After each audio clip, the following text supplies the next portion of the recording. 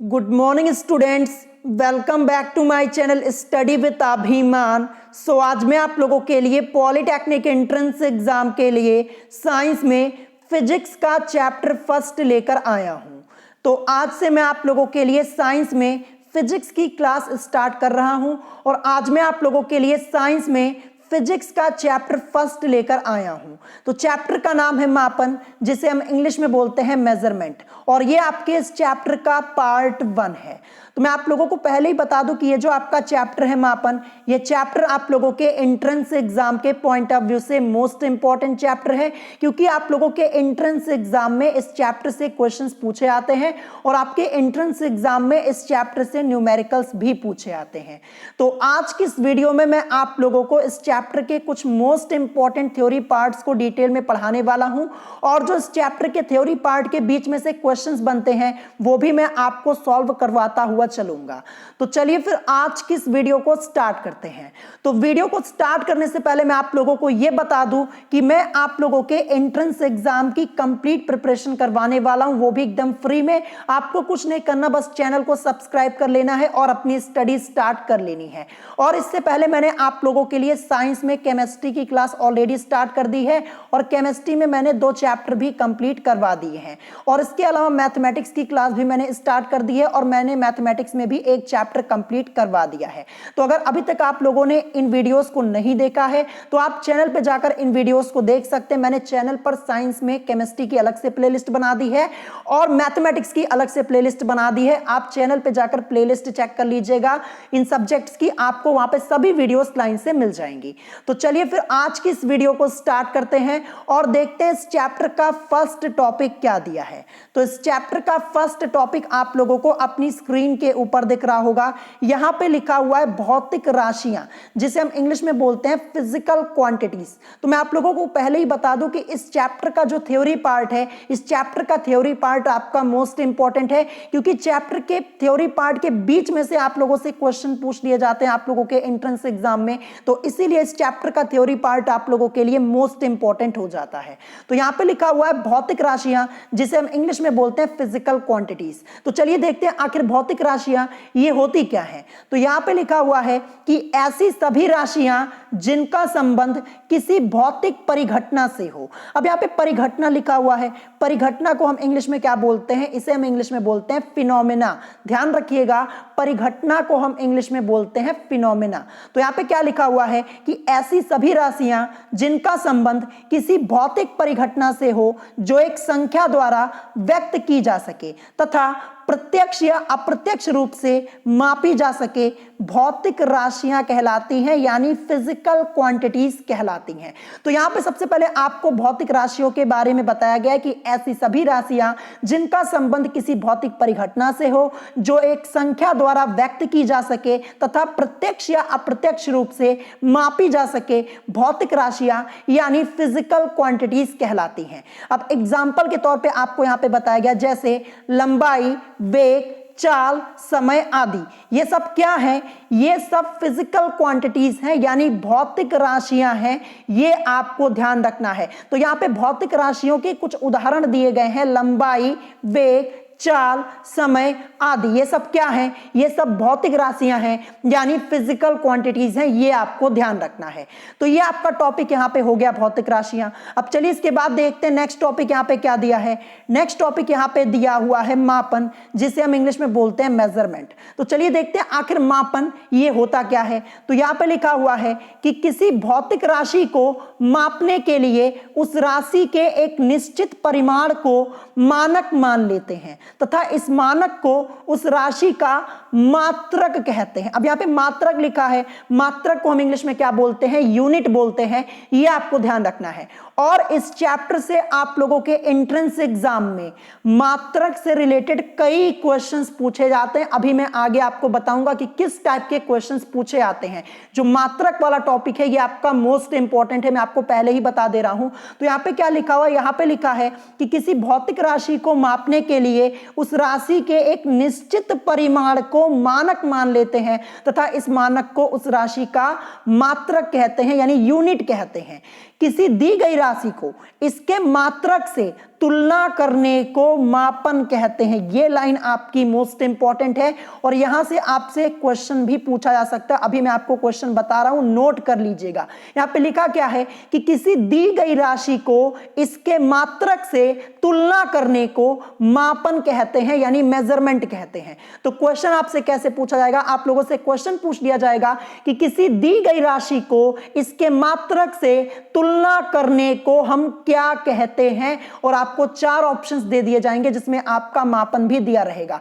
तो ध्यान रखिएगा, किसी दी गई राशि को इसके मात्रक से तुलना करने को मापन यानी मेजरमेंट कहते हैं, यह आपको ध्यान रखना है। फिर इसके बाद आगे लिखा है कि किसी भौतिक राशि के मापन को व्यक्त करने के लिए निम्न 2 भागों की आवश्यकता होती है। क्या लिखा है, किसी भौतिक राशि के मापन को व्यक्त करने के लिए निम्न 2 भागों की आवश्यकता होती है। तो चलिए देखते हैं सबसे पहले यहां पे क्या लिखा है। सबसे पहले यहां पे लिखा है मात्रक, जिसको हम इंग्लिश में क्या बोलते हैं, यूनिट बोलते हैं, ये आपको ध्यान रखना है। तो यहां पे लिखा है कि राशि के मात्रक का नाम जिसमें वह भौतिक राशि मापी जाती। मात्रक ये होता क्या है, ये राशि के मात्रक का नाम जिसमें वह भौतिक राशि मापी जाती है, ये आपको ध्यान रखना। ये क्या होता है, मात्रक होता है, यानी यूनिट।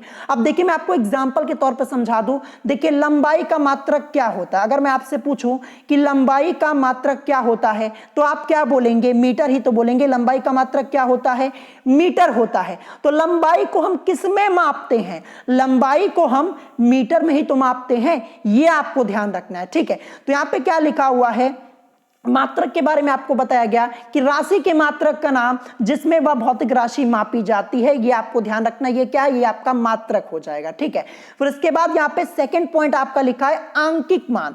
आंकिक मान इसे हम इंग्लिश में क्या बोलते हैं, न्यूमेरिकल वैल्यू बोलते हैं। तो चलिए देखते हैं आंकिक मान ये क्या होता है। तो यहाँ पे लिखा है कि आंकिक मान जो उस राशि के परिमाण को प्रदर्शित करता है, अर्थात यह बताता है कि उस राशि में उसका मात्रक कितनी बार सम्मिलित है। यह आपका क्या हो जाएगा, आंकिक मान हो जाएगा। अब उदाहरण के तौर पे यहां पे लिखा हुआ है, यदि किसी छड़ की लंबाई 40 मीटर है। क्या लिखा है, यदि किसी छड़ की लंबाई 40 मीटर है तो इसका अर्थ है कि छड़ की लंबाई का मात्रक मीटर है और वह छड़ की लंबाई में 40 बार सम्मिलित किया गया। कितनी बार, 40 बार, क्योंकि यहाँ पे क्या लिखा है कि यदि किसी छड़ की लंबाई है कितनी, 40 मीटर है, तो इसका अर्थ है कि छड़ की लंबाई का मात्रक मीटर है और वह छड़ की लंबाई में 40 बार सम्मिलित किया गया है। ये आपको यहाँ पे ध्यान रखना है। तो ये आपका यहाँ पे टॉपिक हो गया मात्रक का और आंकिक मान का।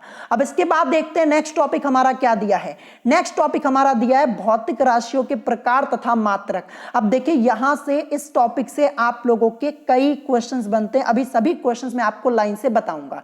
तो इंग्लिश में से हम क्या बोलेंगे, इंग्लिश में से बोलेंगे type of physical quantities and units. तो चलिए देखते हैं यहां पे लिखा क्या है। यहां पे लिखा है कि भौतिक राशियों के प्रकार तथा मात्रक निम्नलिखित हैं। अब सबसे पहले यहां पे क्या लिखा है, सबसे पहले लिखा है मूल राशियां तथा मूल मात्रक, जिसे हम इंग्लिश में बोलते हैं fundamental quantities and fundamental units. तो चलिए देखते हैं आखिर मूल राशियां तथा मूल मात्रक ये होते क्या हैं। तो यहां पे लिखा है कि ऐसी भौतिक राशियां जिन्हें दूसरी राशियों के पदों द्वारा व्यक्त नहीं किया जा सकता मूल राशियां कहलाती हैं तथा इन राशियों के मात्रकों को मूल मात्रक कहते हैं।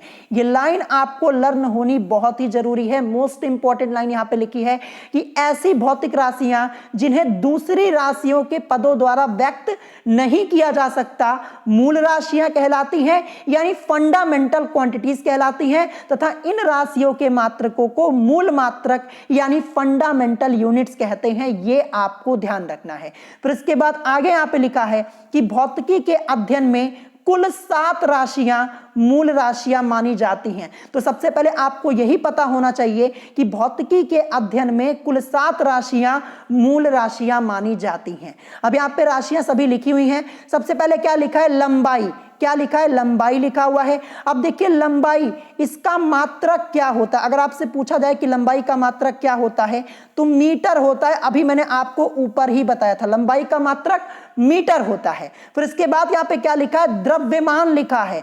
द्रव्यमान का मात्रक क्या होता है, द्रव्यमान का मात्रक होता है किलोग्राम, जिसको हम शॉर्ट में क्या लिखते हैं, केजी लिखते हैं, या फिर आप पूरा लिखेंगे तो क्या हो जाएगा, किलोग्राम। ये किसका मात्रक होता है? ये द्रव्यमान का होता है, ध्यान रखिएगा। फिर इसके बाद यहाँ पे क्या लिखा है? समय। समय, समय का मात्रक क्या होता है? समय का मात्रक होता है सेकंड। फिर इसके बाद यहाँ पे विद्युत धारा, विद्युत धारा का मात्रक क्या होता है? एम्पियर होता है। फिर इसके बाद यहाँ पे ताप लिखा है, ताप का मात्रक केल्विन। फिर ज्योति तीव्रता यहाँ पे लिखा हुआ है, ज्योति तीव्रता का मात्रक कैंडेला होता है। और फिर लास्ट में यहाँ पे लिखा है पदार्थ की मात्रा, जिसका मात्रक क्या होता है? मोल होता है। ये आपको ध्यान रखना है। तो ये आपकी मूल राशियां हैं और इनके मात्रक भी मैंने आपको बता दिए। देखिए यहाँ पे मात्रक लिखा भी हुआ है कि इन राशियों के मात्रक क्रमशः, सबसे पहले लंबाई का यहाँ पे मीटर लिखा हुआ है, फिर इसके बाद द्रव्यमान का किलोग्राम, फिर इसके बाद समय का यहाँ पे सेकंड, और विद्युत धारा का यहाँ पे एम्पियर, ताप का मात्रक केल्विन, फिर इसके बाद ज्योति तीव्रता का मात्रक कैंडेला, और फिर पदार्थ की मात्रा यहाँ पे मोल। देखिए डायरेक्ट आपसे क्वेश्चन पूछा जाएगा। कैसे पूछा जाएगा? कि लंबाई का मात्रक क्या होता है, या फिर आपसे पूछ लिया जाएगा कि द्रव्यमान का मात्रक क्या होता है, समय का मात्रक क्या होता है, ज्योति तीव्रता का मात्रक क्या होता है, ताप का मात्रक क्या होता है। ऐसे ही आप लोगों से क्वेश्चन पूछे जाएंगे। तो ये टॉपिक आप लोगों का मोस्ट इंपॉर्टेंट है, इसको अच्छे से लर्न कर लीजिएगा। और अभी आगे मैं आपको ये टॉपिक और डिटेल में पढ़ाऊंगा, एक चार्ट में अभी आपको दिखाऊंगा, वहां पे मैं आपको डिटेल में पढ़ाऊंगा। अब इसके बाद देखते हैं आगे नेक्स्ट टॉपिक हमारा क्या दिया हुआ है। तो नेक्स्ट टॉपिक हमारा यहां पे दिया गया है व्युत्पन्न राशियां तथा व्युत्पन्न मात्रक। अभी तक हमने क्या पढ़ा? मूल राशियां और मूल मात्रक पढ़े। अब यहां पे क्या लिखा है? ये टॉपिक आपका है व्युत्पन्न राशियां तथा व्युत्पन्न मात्रक, जिसको हम इंग्लिश में क्या बोलते हैं? Derived quantities and derived units. तो चलिए देखते हैं व्युत्पन्न राशियां और व्युत्पन्न मात्रक ये क्या होते हैं। और ये भी टॉपिक आपका इंपॉर्टेंट है, ध्यान रखिएगा। देखिए इस चैप्टर का थ्योरी पार्ट इंपॉर्टेंट है, इसीलिए एक एक पॉइंट मैं आपको डिटेल में पढ़ा रहा हूं, क्योंकि थ्योरी पार्ट के बीच से क्वेश्चंस पूछे जाते हैं। तो चलिए देखते हैं यहां पे लिखा क्या है। यहां पे लिखा है कि वे राशियां जो मूल राशियों की सहायता से प्राप्त की जाती हैं व्युत्पन्न राशियां कहलाती हैं, यानी डेराइव्ड क्वांटिटीज कहलाती हैं। तो डायरेक्ट आप लोगों से यही क्वेश्चन पूछा जा सकता है कि वे राशियां जो मूल राशियों की सहायता से प्राप्त की जाती हैं उन राशियों को हम क्या कहते हैं? चार ऑप्शंस आपको दे दिए जाएंगे, जिसमें आपका ये वाला ऑप्शन भी रहेगा व्युत्पन्न राशियों वाला, ध्यान रखिएगा। तो क्या कहते हैं? व्युत्पन्न राशियां कहलाती हैं, ये आपको ध्यान रखना है। इंग्लिश में क्या बोलते हैं? Derived quantities. अब जैसे यहां पे चाल, वेग, क्षेत्रफल, आयतन आदि व्युत्पन्न राशियां हैं, तो यहां पे व्युत्पन्न राशियों के कुछ एग्जाम्पल्स दिए गए हैं। अब जैसे चाल है, ये क्या है? ये एक व्युत्पन्न राशि है। वेग भी, क्षेत्रफल भी, आयतन भी, ये सब क्या है? ये सब व्युत्पन्न राशियां हैं, यानी डेराइव्ड क्वांटिटीज हैं। ये एग्जाम्पल्स आप लोगों को लर्न होने चाहिए, इंपॉर्टेंट है। फिर इसके बाद आगे लिखा है कि व्युत्पन्न राशियों को व्यक्त करने के लिए प्रयुक्त किए जाने वाले मात्रक व्युत्पन्न मात्रक कहलाते हैं। क्या कहलाते हैं? व्युत्पन्न मात्रक, जिसको हम इंग्लिश में क्या बोलते हैं? डेराइव्ड यूनिट्स बोलते हैं। तो क्या लिखा है? यहां पे लिखा है कि व्युत्पन्न राशियों को व्यक्त करने के लिए प्रयुक्त किए जाने वाले मात्रक व्युत्पन्न मात्रक कहलाते हैं, तथा ये मात्रक मूल मात्रकों की सहायता से प्राप्त किए जाते हैं। जो ये व्युत्पन्न मात्रक होते हैं ये मूल मात्रकों की सहायता से प्राप्त किए जाते हैं, ये आपको ध्यान रखना है। अब एग्जाम्पल के तौर पे यहां पे लिखा है, जैसे आयतन का मात्रक क्या होता है? मीटर क्यूब होता है। क्या होता है? मीटर क्यूब, जिसको हम ऐसे भी लिखते हैं मीटर क्यूब होता है। किसका?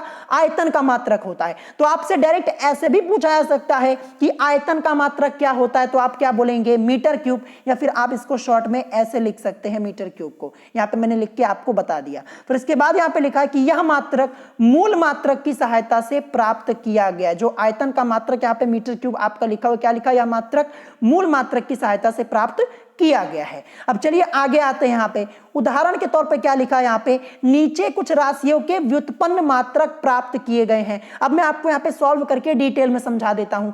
जैसे यहां पे अगर आपसे पूछा जाए कि घनत्व का मात्रक क्या होता है, तो आप कैसे निकालेंगे?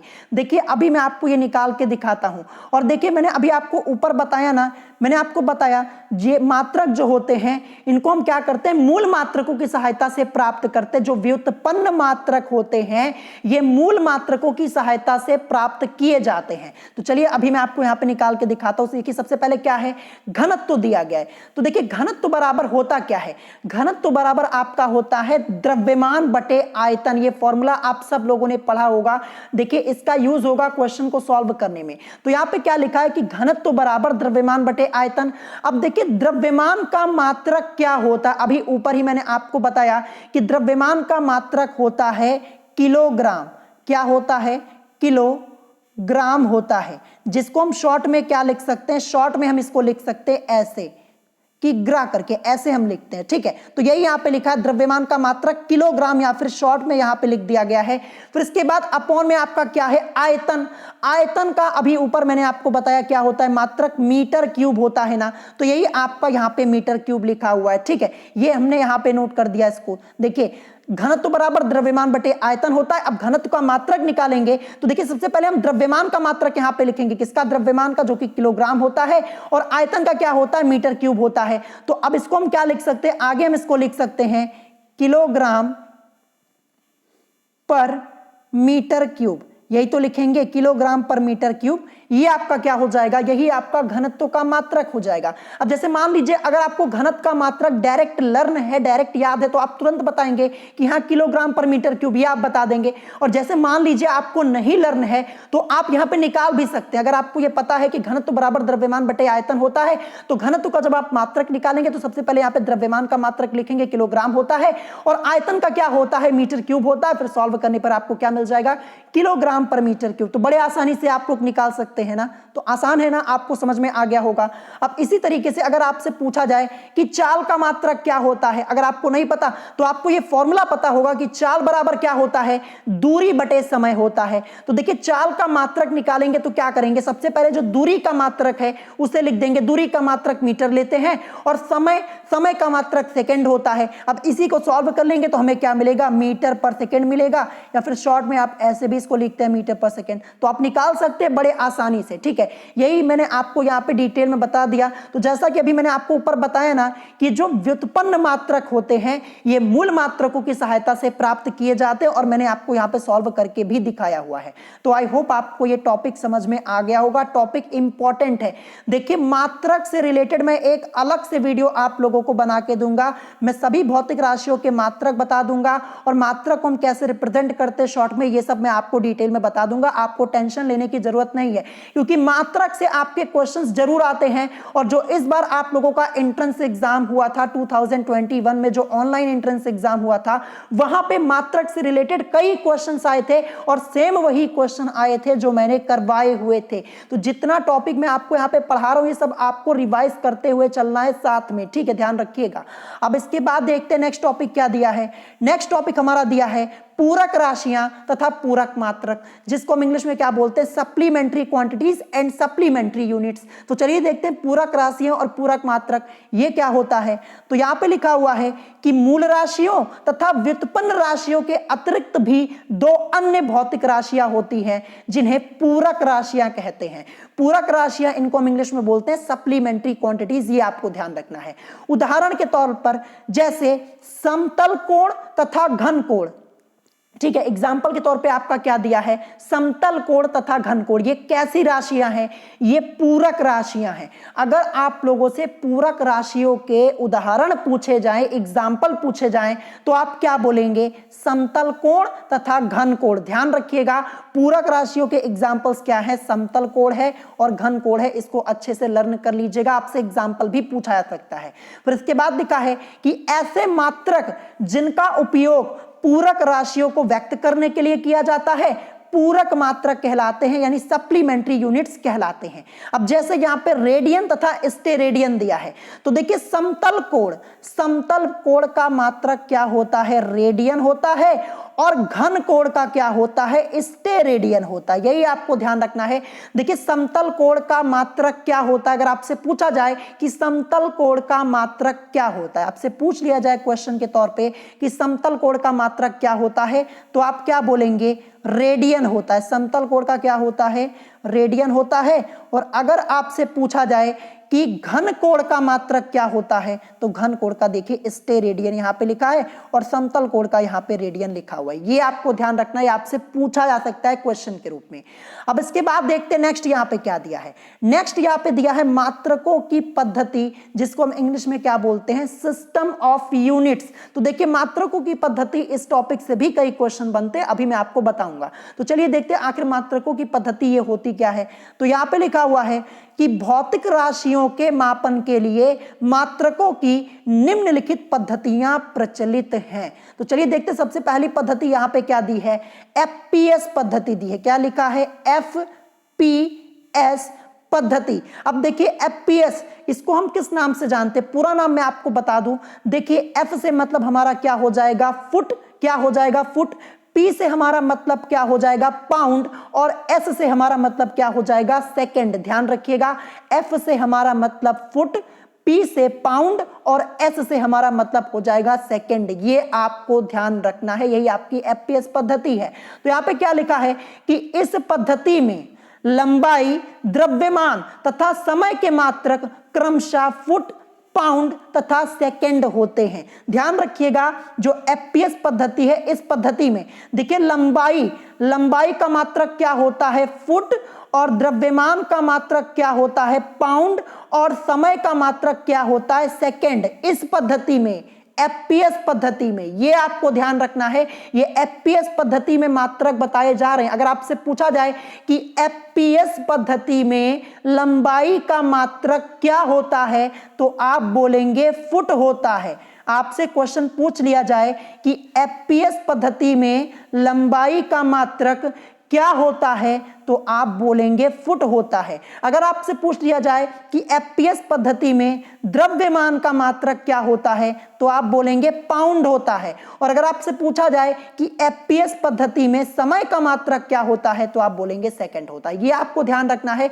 देखिए पद्धति से रिलेटेड क्वेश्चंस आपसे पूछे आते हैं। एफपीएस पद्धति से रिलेटेड आपसे पूछा जा सकता है कि एफपीएस पद्धति में लंबाई का मात्रक क्या होता है, या फिर पूछ लिया जाएगा कि एफपीएस पद्धति में द्रव्यमान का मात्रक क्या होता है। तो ऐसे आपसे क्वेश्चंस पूछे आ सकते, तो इसको अच्छे से पढ़ लीजिएगा। देखिए आप देखते ही बता देंगे, एफपीएस लिखा है, एफ से मतलब फुट, पी से मतलब पाउंड और एस से मतलब सेकंड होता है। और एफपीएस पद्धति, इस पद्धति में लंबाई, देखिए लंबाई को क्रमशः फुट में, ध्यान रखिएगा, लंबाई को फुट में, द्रव्यमान को पाउंड में और समय को सेकंड में। ये आपको ध्यान रखना है, ये इसके मात्रक यहाँ पे दिए गए, या फिर आप बोल सकते हैं कि ऐसे इसको मापते हैं। ये आपको ध्यान रखना है, इंपॉर्टेंट है। जितने क्वेश्चन बन सकते थे यहां से, ये मैंने आपको बता दिया है, ठीक है। अब इसके बाद देखते हैं यहाँ पे नेक्स्ट क्या दिया है। नेक्स्ट यहाँ पे दिया है सीजीएस पद्धति। क्या दिया है, सीजीएस पद्धति। देखिए सीजीएस से हमारा मतलब क्या हो जाएगा, सी से हमारा मतलब हो जाएगा सेंटीमीटर, जी से हमारा मतलब हो जाएगा ग्राम, और एस से हमारा मतलब क्या हो जाएगा, एस से हमारा मतलब हो जाएगा सेकंड। ये आपको ध्यान रखना है, ये है सीजीएस पद्धति।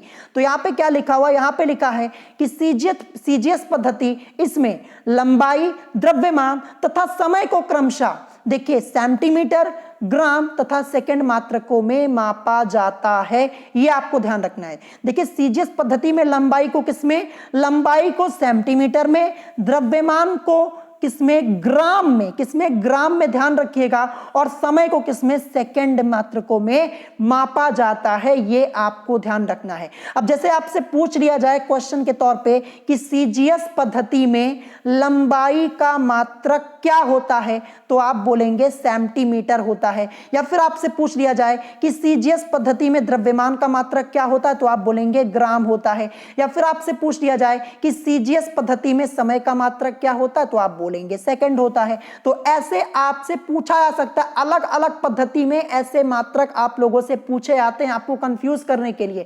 तो हर एक पद्धति में आपको मात्रक याद होने जरूरी हैं, और जो बता रहा हूं यही आपसे पूछा जाएगा, इससे अलग आपसे नहीं पूछा जाएगा, ध्यान रखिएगा। तो ये आपकी सीजीएस पद्धति हो गई।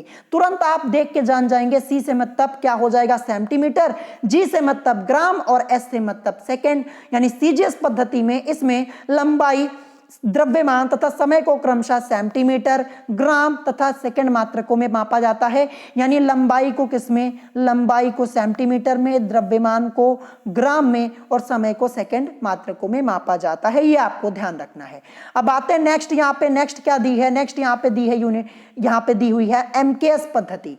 ये पद्धति, चलिए इसको देखते हैं। देखिए एमकेएस पद्धति, इसका पूरा नाम सबसे पहले मैं आपको बताता हूं। एम लिखा है, के लिखा है, एस लिखा है।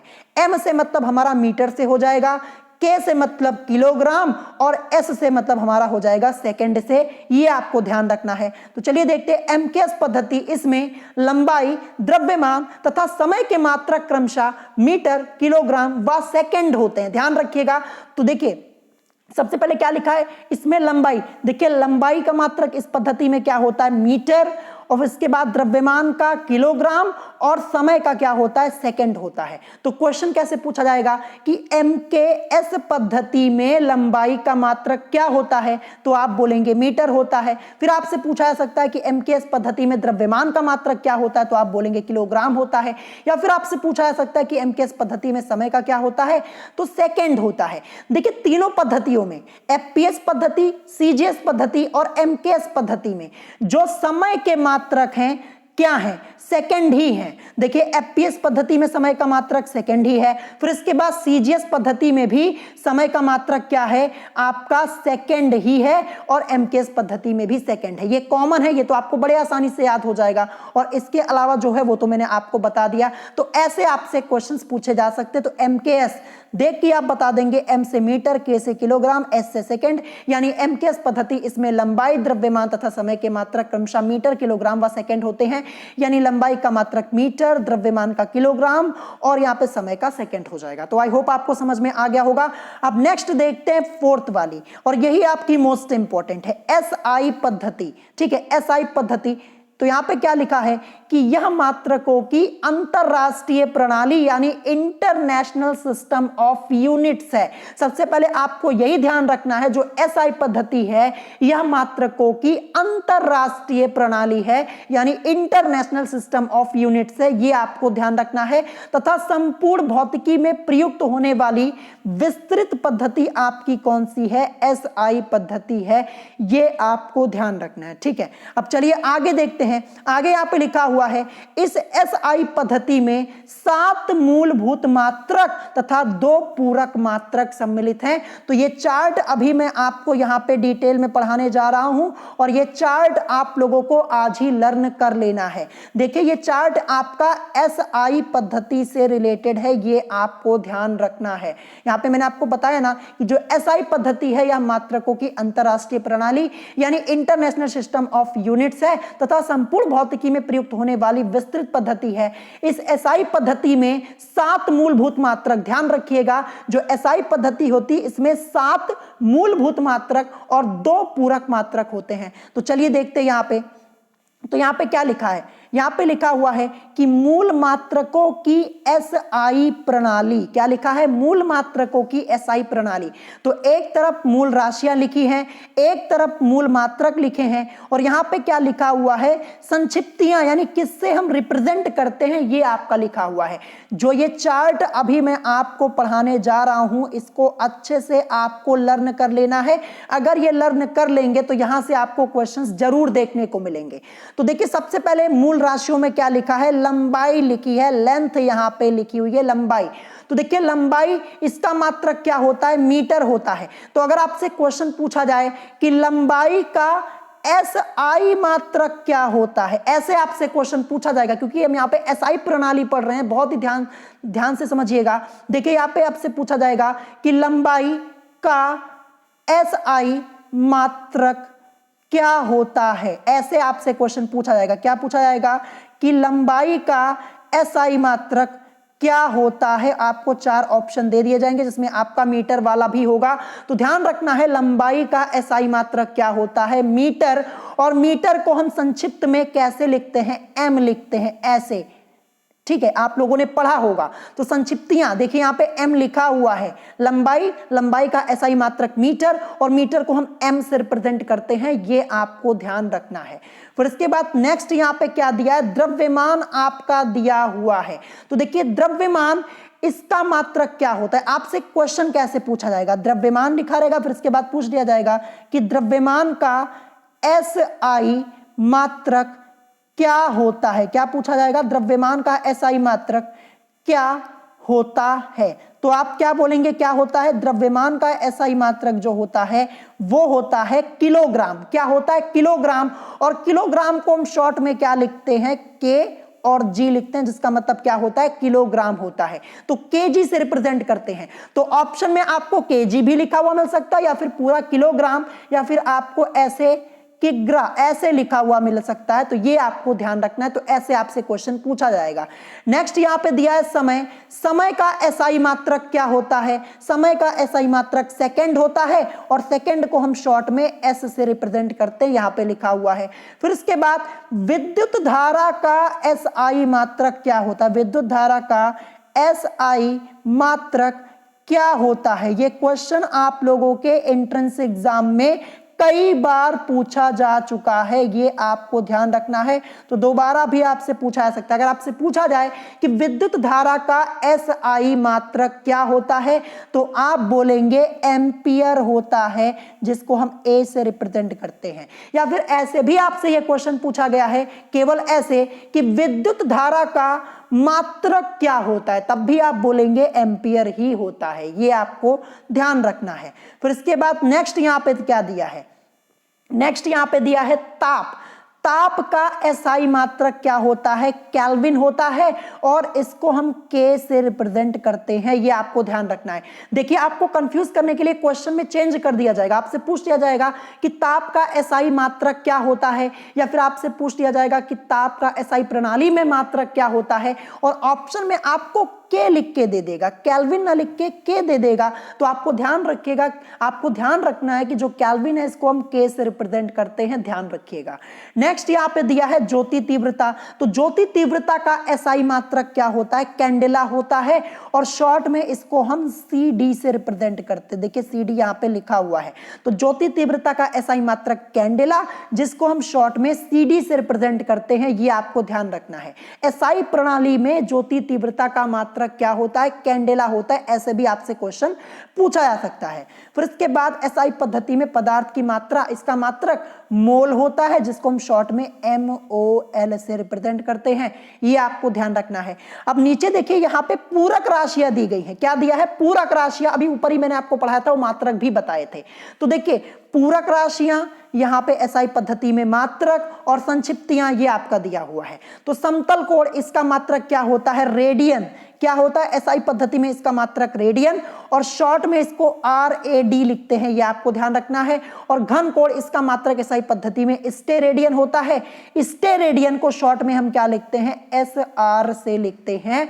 ये आपको ध्यान रखना है। तो ये जो पूरा चार्ट मैंने अभी आपको बताया है, मूल मात्रकों की एसआई प्रणाली, ये आपको लर्न होना बहुत ही जरूरी है। यहां से कई क्वेश्चंस बनते हैं जो कि मैंने आपको बता दिए, बस आपको आज ही ये पूरा चार्ट लर्न कर लेना है। और मैं आपको बता दूं, अभी इस चैप्टर का थ्योरी पार्ट कंप्लीटली फिनिश नहीं हुआ है। इस चैप्टर में आप लोगों के कई टॉपिक दिए गए हैं। देखिए न्यूमेरिकल से रिलेटेड आपके कई टॉपिक यहां पे दिए गए हैं। जब तक आप वो टॉपिक पढ़ेंगे नहीं, न्यूमेरिकल्स को आप नहीं सॉल्व कर पाएंगे इस चैप्टर के। तो आज की इस वीडियो में मैंने आपको कुछ इंपॉर्टेंट थ्योरी पार्ट्स यहां पे बता दिए, और जो यहां पे मैंने आपको चार्ट ये बताया है, ये आपको अच्छे से लर्न कर लेना है, मोस्ट इंपॉर्टेंट है। तो नेक्स्ट पार्ट में मैं आपको इस चैप्टर के आगे के थ्योरी पार्ट्स जो बचे हुए वो मैं आपको डिटेल में बताऊंगा, और जो न्यूमेरिकल से रिलेटेड आपके टॉपिक दिए गए हैं वो मैं आपको पढ़ा दूंगा। देखिए ये चैप्टर आप लोगों का काफी लेंथी है, थ्योरी पार्ट भी काफी बड़ा है, और क्वेश्चंस भी कई दिए गए हैं, और खासकर न्यूमेरिकल्स इस चैप्टर में ज्यादा दिए गए हैं। तो एक एक क्वेश्चन मुझे यहाँ पे आप लोगों को सॉल्व कराना होगा, तो टाइम लगेगा इस चैप्टर को फिनिश होने में। मैं कोशिश करूंगा कि 4 से 5 पार्ट में ये चैप्टर मैं आप लोगों का फिनिश करवा दूं। तो अगर आज की इस वीडियो में आप लोगों को कोई बात नहीं समझ में आई हो तो आप उससे कमेंट करके पूछ सकते हैं, और अगर वीडियो पसंद आई हो तो वीडियो को लाइक करना मत भूलिएगा, और साथ ही साथ हमारे चैनल स्टडी विद अभिमान को सब्सक्राइब करना मत भूलिएगा। तो आज की वीडियो में इतना ही, मिलेंगे नेक्स्ट वीडियो में। Thanks for watching.